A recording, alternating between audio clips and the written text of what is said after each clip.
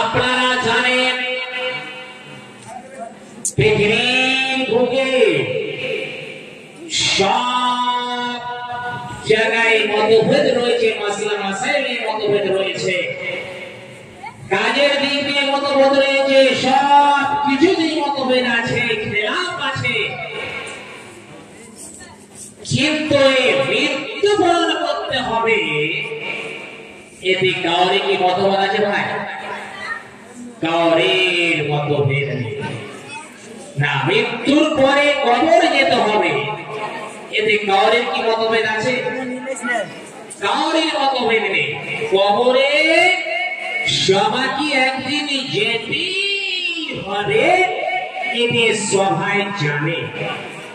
সেই হিন্দু হোক, খ্রিস্টান হোক, অবৈধ হোক, যত রকমের জাতি আছে, আর বিশেষ করে কি পতঙ্গ থেকে নিয়ে যতগুলো জীবজন্তু আছে, সকলকে যেতে হবে। কোথায় যেতে হবে? সবাইকে মাটিতে যেতেই হবে, কোন মতভেদ নেই। সেই কবরকে আমরা কেন্দ্র করে পৃথিবীর বুকে আমরা চলতে পারছি না। একদিন আমাদেরকে কবরে যেতে হবে, তার জন্য কি জোগাড় করতে হবে, সেদিকে আমরা না দেখে পৃথিবীর বুকে আজকে আমরা চলাফেরা করছি দুনিয়া দুনিয়া দুনিয়া নিয়ে। 1 বিঘা জমি হলো, কবে 2 বিঘা হবে, 3 বিঘা হবে, কবে 10 বিঘা হবে, কবে আমরা একটা অট্টালিকা তৈরি করবো, বিরাট একটা ঘর বানাবো, বিরাট একটা গাড়ি নিব, এই বলে আজকে আমরা পৃথিবীর বুকে জীবন যাপন করছি। দুঃখের বিষয়, আমি আপনাদের সামনে বললাম কি কবরে সবাইকে যেতেই হবে।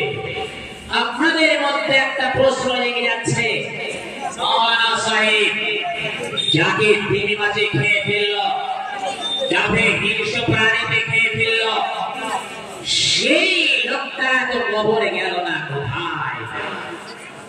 সেই লোকটা তাহলে কোথায়? সেই তাকে তিমি মাছে খাইলে কিনা কেন, হিংস্র প্রাণীতে খাইলে কিনা কেন, আর কিছু তো খাক না কেন, তাকে কবরে যেতেই হবে। সময়টুকুর নাম হলো মৃত্যুর পরে যে সময়টুকু, সেই সময়টার নাম হলো কবর, সেটি হলো আলামে বারজাখ।